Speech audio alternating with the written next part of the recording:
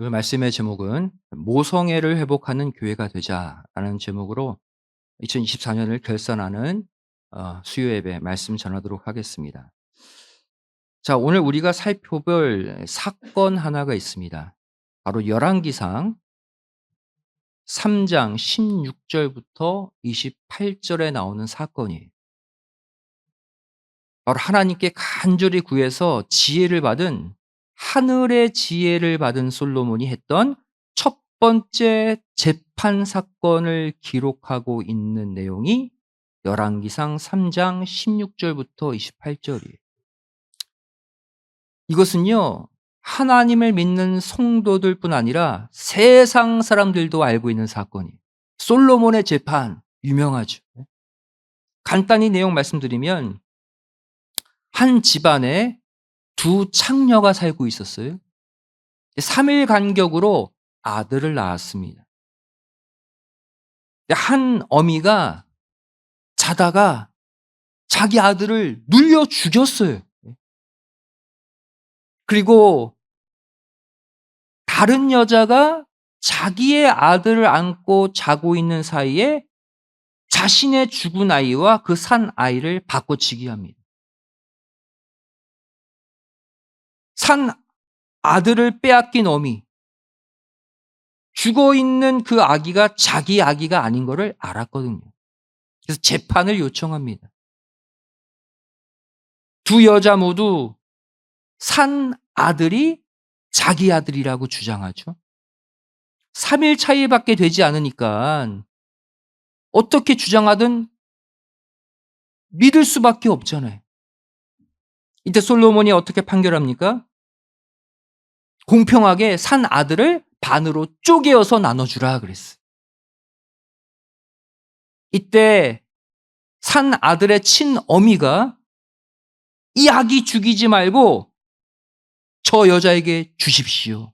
소유권을 포기하겠습니다 그랬어요. 결국 아기의 소유권을 포기한 그 여자에게 솔로몬이 아기를 돌려주었다. 그 유명한 솔로몬의 재판이 하나님의 지혜를 받아 했던 첫 번째 행위가 이 재판이거든요. 이 재판 이후에 사람들의 반응이 성경에 기록되어 있습니다. 열왕기상 3장 28절 말씀 보시면 온 이스라엘 백성들이 왕의 이 판결을 듣고 왕을 뭐 했다? 두려워했다 그랬어요. 솔로몬 왕을 두려워할 만큼의 엄청난 사건이었다는 거예요. 왜 두려워했을까요? 이 판결은 이 땅에 사람이 보일 수 있는 지혜의 판결이 아니었기 때문에, 하나님의 지혜가 아니면 절대로 할 수 없는 판결이었기 때문이죠. 이 첫 번째 재판에 한 가지 특징이 있습니다. 첫 단추부터 이상한 재판이에요. 지금 솔로몬 왕 앞에 누가 왔습니까? 두 창녀가 왔어요. 솔로몬 왕은 이 창녀들이 왔는데 그들을 거부하지 않고 받아주었다는 사실이에요. 생각해 보세요. 한 나라의 왕인데 창녀 둘이 자신들의 문제로 왕 앞에 올 수 있습니까? 못 와요. 솔로몬이 이들을 받아주었다는 것, 이것이 이 재판의 독특한 특징이에요. 지혜는 지혜인데 넓은 마음의 지혜를 갖고 있었던 솔로몬이었습니다. 모두를 품는 지혜를 갖고 있었어요. 창녀들도 억울한 사정 내가 풀어주겠다는, 바로 이 모습은 이 땅에 그 어떤 죄를 짓든 그 어떤 종류의 죄인들도 다 품고 받아주시는 지혜의 근본 되시는 예수님의 넓고 크신 사랑을 보여주고 있어요. 예수님이 이 땅의 진정한 재판관이잖아요.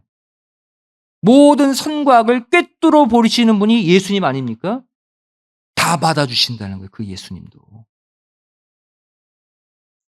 이 재판에서 하나님이 솔로몬에게 주신 지혜가 있었어요. 재판마다 성격이 다르잖아요. 이 재판은 어떻게 풀라는 지혜를 주셨습니까? 모성애로 재판하라고. 모성애를 자극하면 누가 진짜 어미고 누가 가짜 어미인지를 알 수 있다는 거예요. 열왕기상 3장 25절부터 26절까지 말씀 보시면 그 재판의 내용이 고스란히 담겨져 있죠. 솔로몬 왕이 어떻게 합니까? 이 산 아이를 둘로 쪼개라 그랬어요. 여기서 두 여자의 반응이 확 달라집니다. 한 여자는 마음이 불붙는 듯 하여서 산 아들 그냥 저 여자 주시고 죽이지 마세요 그랬어요. 반면 다른 여자는 반으로 쪼개서 저 사람 것도 내 것도 되지 말게 하소서 그래 버렸어요. 답이 나오잖아요. 솔로몬의 이 제안, 산 아들을 반으로 쪼개어 주라. 공평해 보이지만 이렇게 하면 아이가 죽습니다. 의미가 없어요. 한마디로 이 멘트를 통해 솔로몬은 이들의 모성애를 자극한 거예요. 네 아들을 죽일 거다 이거예요, 한마디로. 그리고 나서 반응을 보는 거예요. 이때 모성애가 있는 어미, 즉 이 아이의 친엄마죠. 어떻게 했습니까? 마음이 불붙는 듯 했다. 자연스러운 반응이죠. 의도치 않게 마음이 뜨거워졌어요. 그래서 불붙는 것 같아서 히브리어로 카마르라는 단어를 쓰고 있습니다. 이건 뜨거워지다, 온몸이 쪼그라들다, 또 마음이 시커멓게 타다 이런 뜻이에요. 한마디로 견딜 수 없는 마음의 폭발을 가리키는 단어입니다. 이 단어가 구약에 또 사용된 장면이 있죠. 창세기 43장 30절에 요셉이 아우를 만나고 베냐민, 자기 동복 동생인 베냐민을 만나고 마음이 타는 듯했다. 카마르. 못 견딜 정도로 마음이 폭발했다는 거예요. 이후에 이 여인이 말하죠. 산 아들을 저 여자에게 주시고 죽이지만 마소서 그랬어요. 무슨 말입니까? 내가 못 가져도 좋으니 살려만 달라는 거예요. 한마디로 모성애가 폭발하는 순간이죠. 반면 모성애가 없는 가짜 어미는 이 판결에 어떻게 반응합니까? 옳습니다. 반으로 쪼개서 저 사람도 못 갖게 하고 나도 못 갖게 아예 하십시오. 그게 공평합니다. 완전 차가운 반응을 보이죠. 이 아이의 생명에 관심이 있어요, 없어요? 없어요. 오직 어디에만 관심이 있어요? 내가 저 여자를 이겨먹어야 되겠다. 내 아들이 죽었으니 저 여자의 아들도 죽어야 된다. 경쟁심만 불타고 있었어요. 이에 솔로몬이 판결을 내리죠. 열왕기상 3장 27절에 산 아들을 저에게 주라. 누군지 아시겠죠? 죽이지 말라는 그 어미가 진짜 어미다. 여러분, 이 재판은요, 단순히 이 당시에 두 여자 사이의 판결에만 의미가 있는 재판이 아닙니다. 구속사적으로 오늘날 우리에게 중요한 의미를 주는 재판이에요. 이 사건을 보시면 죽은 아들과 산 아들 두 아들이 나오죠. 또 죽은 아들의 어미가 나오고 산 아들의 어미가 등장합니다. 바로 이 대비되는 두 존재는요, 마지막 종말의 때 모성애가 없는 계모의 교회와 모성애가 있는 생모의 교회로 교회들도 쪼개지고 나뉘어질 것을 예표하고 있는 거예요. 오늘날에 수많은 교회들이 있지만 정말 모성애가 폭발해서 영혼들을 뜨겁게 사랑하는 교회가 있는 반면 영혼들이 어떻게 되든 상관치 않는 차은 교회가 있을 거라는 거예요. 여러분, 마지막 때 하나님은요, 당신의 구속 역사를 완성하기 위해 아버지 하나님과 같이 한 영혼이라도 구원하기 위해 마음이 폭발하는 교회를 찾고 계십니다. 이 땅에 가장 큰 모성애, 부성애를 가지신 분이 누구예요? 아버지 하나님이에요. 왜? 한 영혼도 잃어버리는 것을 원치 않으시기 때문이죠. 한 집안에 두 창기가 있습니다. 한 공간에 있는 두 창녀는 무엇을 상징합니까? 바로 한 공간, 타락한 이 세상이라는 한 공간에 있는 세상과 가늠한 영적 창기인 타락한 전 인류를 대표하고 있어요. 야고보서 4장 4절 말씀 보시면 세상과 짝하는 자들이 창녀, 가늠하는 여인들이라고 말씀하고 있잖아요. 이 땅의 수많은 인간들 가운데 두 부류로 나뉘어진다는 거예요. 따라서 성경은 교회를 가리켜서 여자로 비유합니다. 특별히 여자 가운데 어머니로 표현하고 있어요. 교회의 역할이 여자의 역할이고 특별히 어머니의 역할과 비슷하기 때문이에요. 베드로전서 5장 13절 말씀 보시면 여기 교회라는 단어의 난하주를 보시면 여자라고 번역하고 있어요. 교회가 여자라는 거예요. 갈라디아서 4장 26절 말씀 보시면 위에 있는 예루살렘 성전은 우리 어머니다. 이 위에 있는 예루살렘 성전 말세 교회를 상징하거든요. 교회가 여자를 뛰어넘어서 어머니라는 거예요. 어머니는 자녀를 키우는 본능을 갖고 있죠. 자녀를 끔찍히 사랑하는 모성애가 있는 존재가 어머니 아닙니까? 교회가 그런 곳이라는 거예요.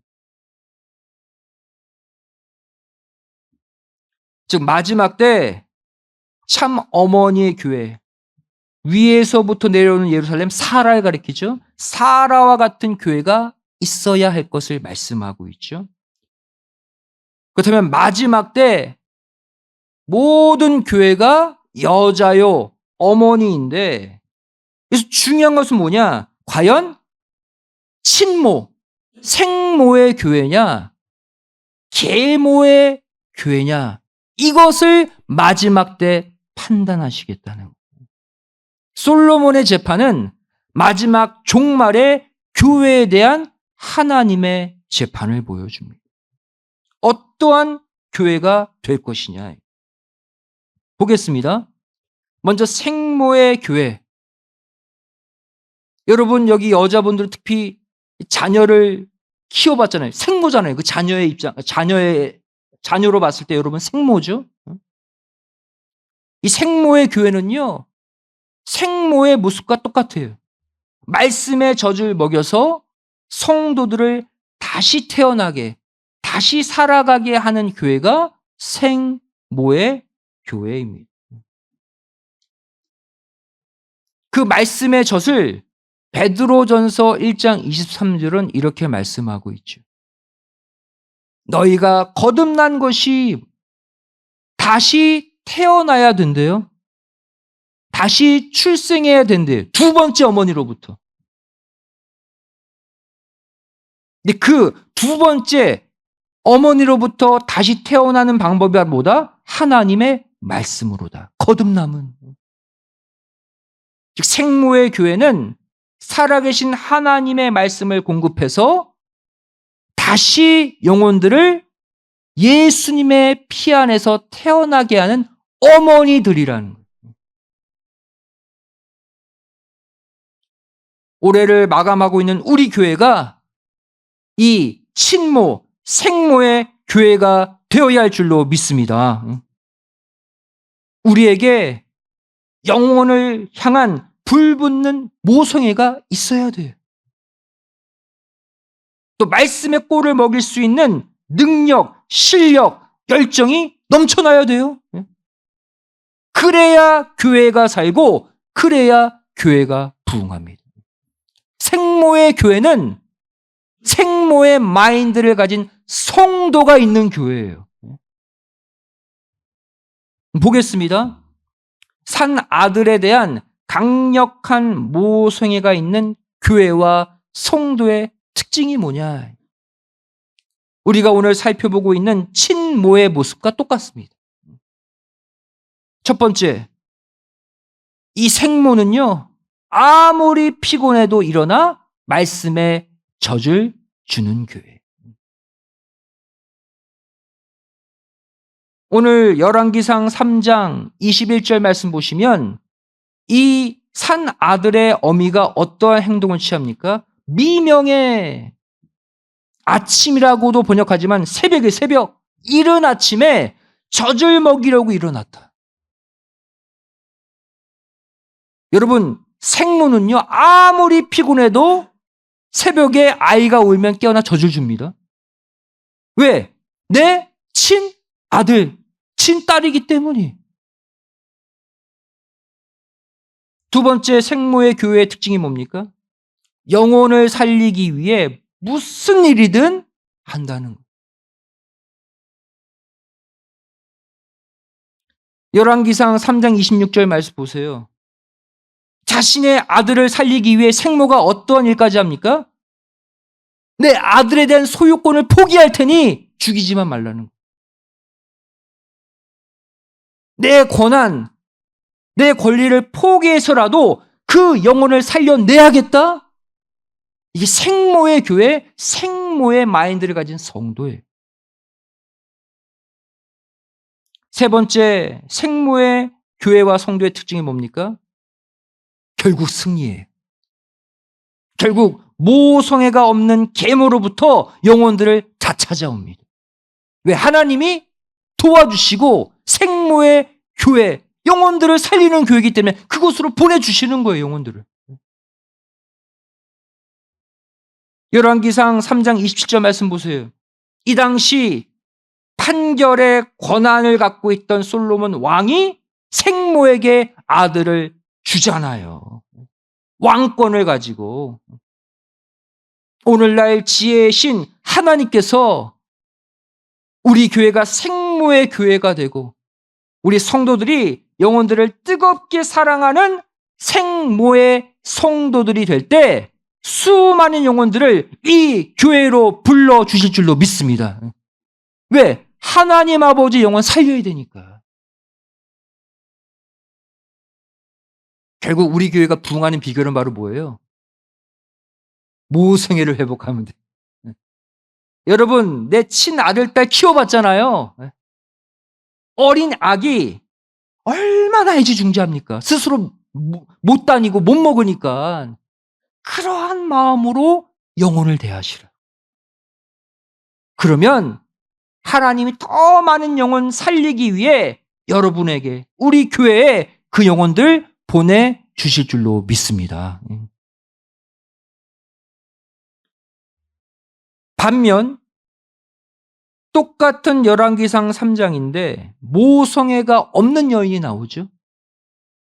바로 모성애가 없는 말세 교회 말세 성도의 모습을 보여주고 있어요.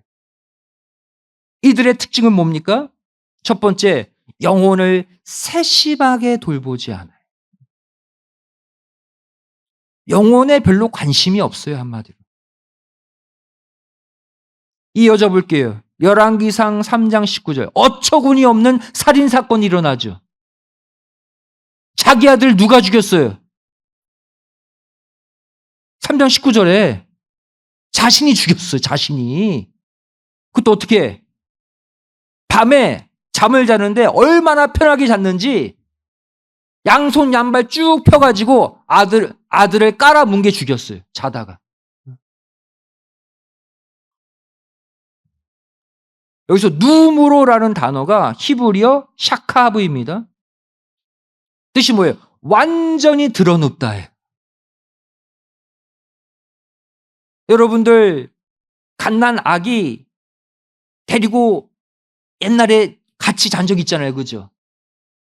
두 다리, 두 팔 다 뻗고 자십니까? 그렇게 여러분 잠을 잤어요? 못 자죠. 옆에 아기가 있는데. 혹시 아기가 불편할까? 아기가 다칠까? 내가 쪼그리고 자잖아요, 옆에서. 근데 이 여인은 상관하지 않아요. 나만 편하면 돼. 마음 놓고 완전히 드러눕다가 자기 아들을 눌려 죽이고 말았어요.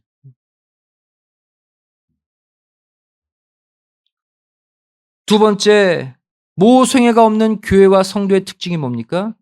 영혼이 죽든 말든 상관하지 않는다. 이것이 더 끔찍하죠.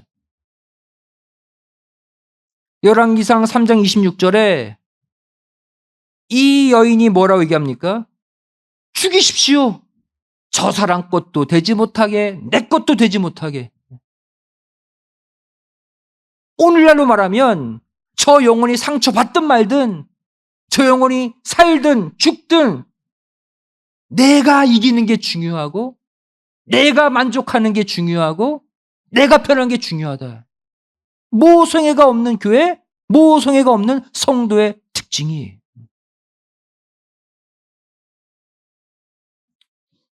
이 내용과 관련해서, 모성애와 관련해서 이 교회의 설립자이신 박아브람 목사님께서 이러한 말씀을 하셨어요. 아담과 하와, 선악과 먹고 타락해서 에덴 동산에서 쫓겨났죠. 그 여자, 그 하와에 관해서 한마디로 하와의 마음속에 무엇이? 모성애가 식어졌기 때문에 쫓겨난 것이다, 에덴 동산에서. 여러분, 에덴 동산에서 여자가 아담과 함께 쫓겨날 때 처음에는 여자 이름이 안 나옵니다. 근데 나중에 타락한 이후에 아담을 통해 여자의 이름이 하와로 정해지죠. 그래서 결국 그 식어진 모성애를 회복하라고 주신 이름이 바로 뭐예요? 산자의 어미 하와예요. 자신에게 맡겨진 영혼들을 살려내라는 거예요. 그것이 하와, 모든 산자의 어미의 사명이라는 거예요. 창세기 3장 20절 말씀 보시면 결국 타락 회복의 사명을 가진 여자의 이름이 하와로 나와요. 하와의 뜻이 바로 뭐예요? 모든 산자의 어미가 되라. 아담과 하와, 특히 하와가 먼저 선악과 따먹었잖아요. 너 때문에 너희 후손들에게 사망이 왔으니 네가 회복하라는. 너희 후손들을 산자들로, 산 아들, 딸들로 만들라. 이게 하와의 이름의 뜻이에요.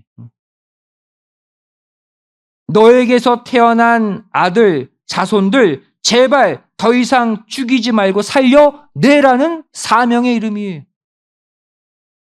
즉 영혼에 대한 모성애를 회복하라고 주신 이름이 바로 뭡니까? 이브, 하와예요. 그래서 열왕기 3장을 잘 보시면요. 이 모성애가 있는 여인, 이 산 아들의 친모를 가리켜 그 산 아들의 어미 되는 계집이라고 설명하고 있어요.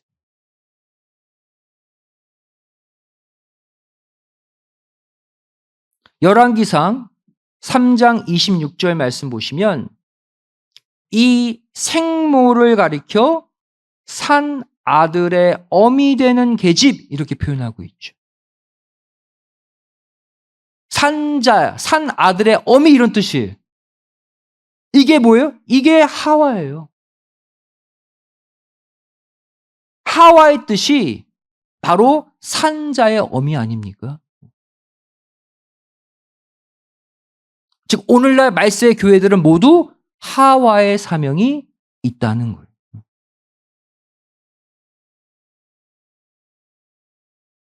결국 저와 여러분이 다시 에덴 동산 안으로 들어가서 생명나무의 실과를 따먹으려면 어떻게 되는가? 하와의 사명을 감당하면 돼요. 하나님의 말씀으로 낳은 영적 자식들에게 말씀의 꼴을 잘 먹여서 산자의 아들로 만들어야 합니다. 모성애를 회복한 신령한 하와들, 산자의 어미들이 되면 돼요.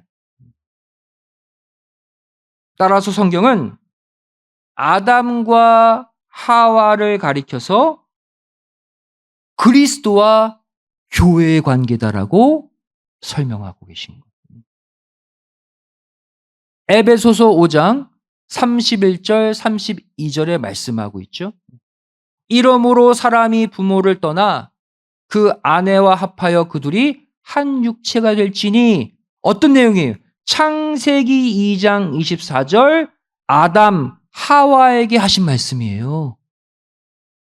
그 구절을 끄집어내면서 32절에 이것은 비밀이다. 무엇에 관한? 그리스도와 교회의 관계에 관한 내용이다라고 선포하고 계신 거예요. 즉 아담은 둘째 아담 대신 예수님을 가리키고 있다면 그의 아내 하와는 예수님을 신랑으로 모실 말세 성도, 말세 교회, 우리가 바로 뭐예요? 생모의 교회, 산자의 어미의 교회가 되어야 할 것을 말씀하고 있는 거예요. 여러분, 말씀에 저지 없는 교회는 결국 자신의 아들을 굶어 죽이게 되어 있어요. 그러니까 말세의 교회에 말씀에 저지 없으면 생모의 교회가 될 수 없죠. 저지 없는데 다 굶어 죽어요, 영혼들이. 이보다 더 심각한 문제가 뭡니까?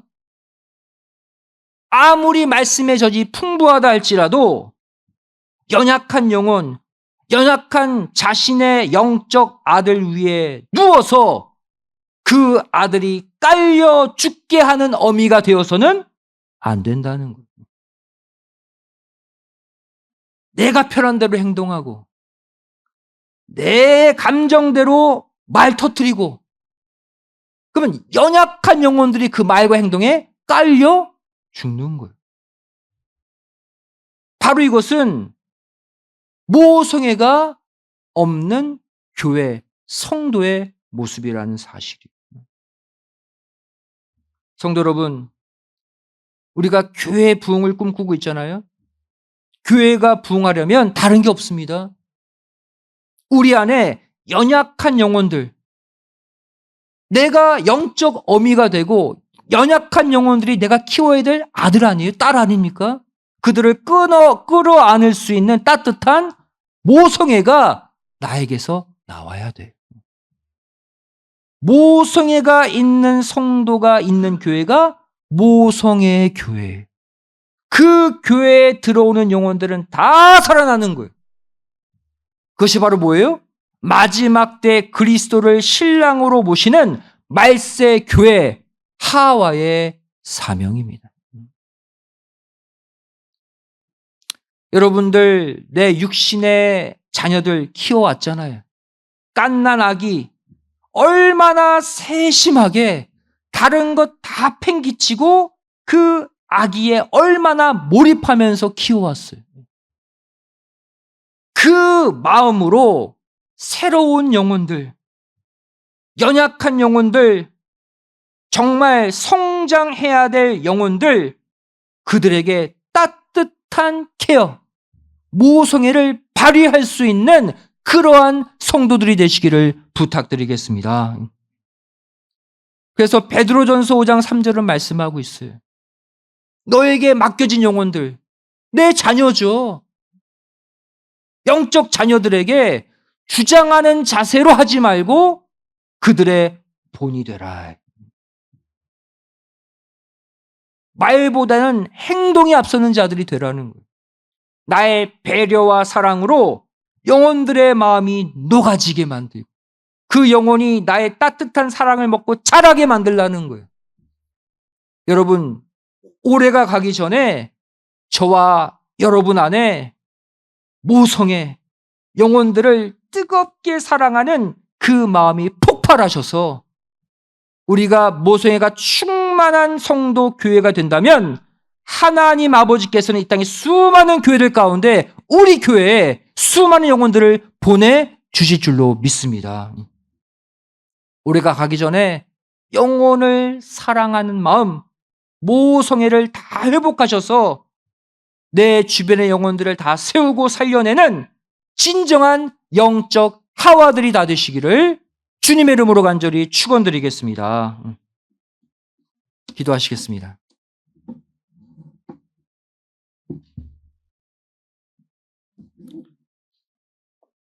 고맙고 감사하신 살아계신 아버지 하나님, 저희들에게 산자의 어미, 우리에게 맡겨진 영혼들을 다 산 아들로 만들어야 될 영적 하와의 사명을 주신 줄로 믿습니다.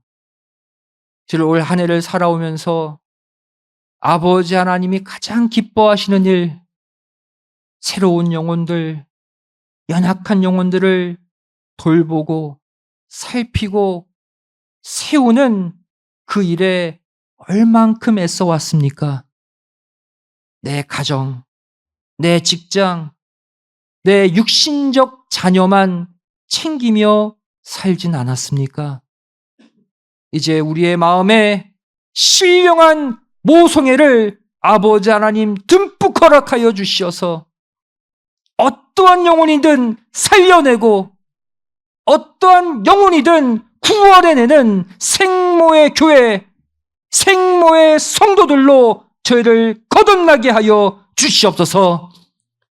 올해가 가기 전에 영혼을 뜨겁게 사랑하는 마음을 허락하여 주시어서 이 땅의 수많은 교회들 가운데 바로 우리 교회에 아버지 하나님 수많은 영혼들을 보내주시는 영혼 구원의 역사, 영혼 부흥의 열매 우리 교회가 맺게 하여 주시옵소서. 간절히 빌고 소망하오며 사랑 많으신 예수님의 이름으로 기도드리옵나이다. 아멘. 하나님께 영광 드리겠습니다.